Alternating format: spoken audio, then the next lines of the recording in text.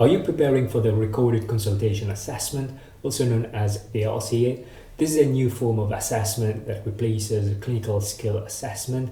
So you're recording your consultation. It could be audio consultation, video consultation, or face-to-face consultations, and you're submitting them for assessment by at least one examiner. So usually there are two examiners who are going to assess your cases.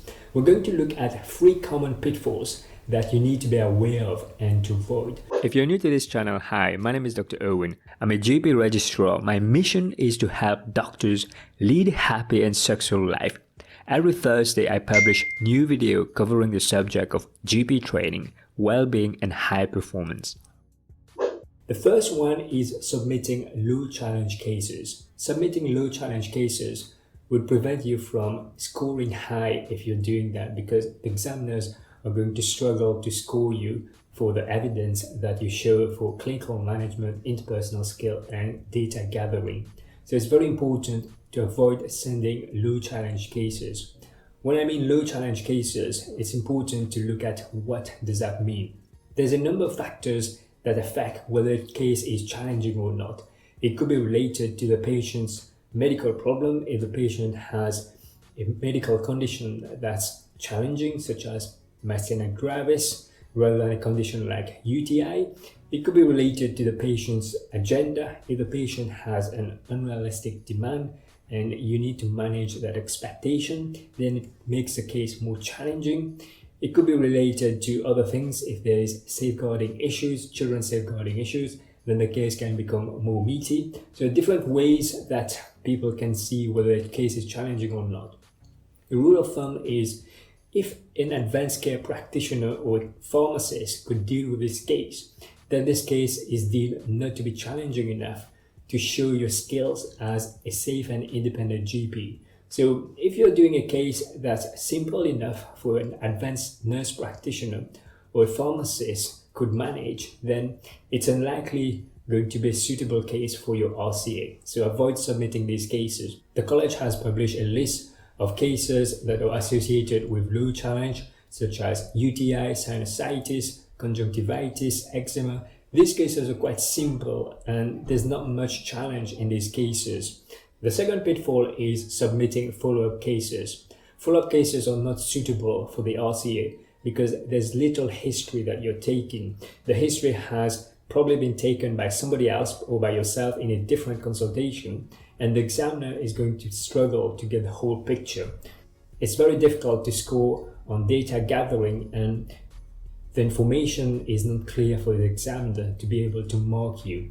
Follow-up cases such as reviewing a patient's blood tests or reviewing a chest x-ray. The problem with follow-up cases in RCA is that you're recapping the history. Essentially what you're doing is you're taking a history that's already been taken before, and this information are supposedly on your notes, so you don't really need to take this history. You can read it on your note because it's been taken already.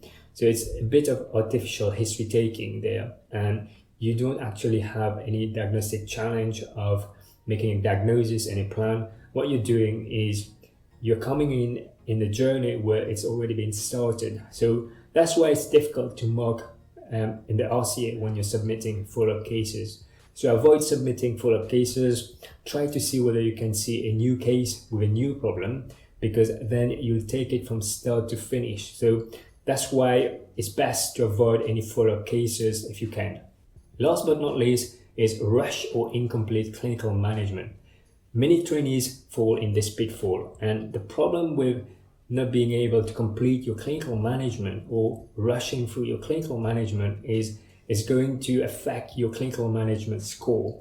It all comes down to effective time management. Most trainees spend so much time in data gathering, and they're spending time taking a history, examining the patient, and when the time comes to 8 minutes, then they realize that they need to go into clinical management. And when they do that, they're rushing in their clinical management, and sometimes they may miss some of the elements of clinical management, such as safety netting advice, follow-up advice, explaining to the patient clearly, and asking questions and checking whether the patient understands. So these are the things that can be missed if you're not managing your time effectively. And what happens is that it will affect your clinical management. This is a domain that many trainees fall short on. So make sure that by minute 6 to 7, you have already transitioned into clinical management so that you have enough time to manage the case and to use your ideas, concern, and expectation and integrate that in your clinical management so that you have a personalized clinical management. What you don't want to do is just to give a generic clinical management to any patient who has diabetes or who has UTI. So you need to make sure that it is tailored to the patient. And this is why it's important to use and integrate the ideas, concerns, and expectation in your clinical management. And this is how you're going to differentiate yourself from other trainees who are just making a generic plan. Make sure that you don't fall into these 3 pitfalls. First one is submitting low challenge cases. Make sure that your cases are meaty and are interesting for the examiners to assess. Don't just submit simple cases that an advanced care practitioner or a pharmacist could deal with, because it does not show that you're an independent GP if you're sending these cases. The second pitfall is follow-up cases. Make sure that you're submitting suitable cases that are new cases ideally, because follow-up cases are likely to score you lower than new cases. Last but not least is incomplete or rushed clinical management. Make sure that you use your time effectively and give yourself enough time for clinical management.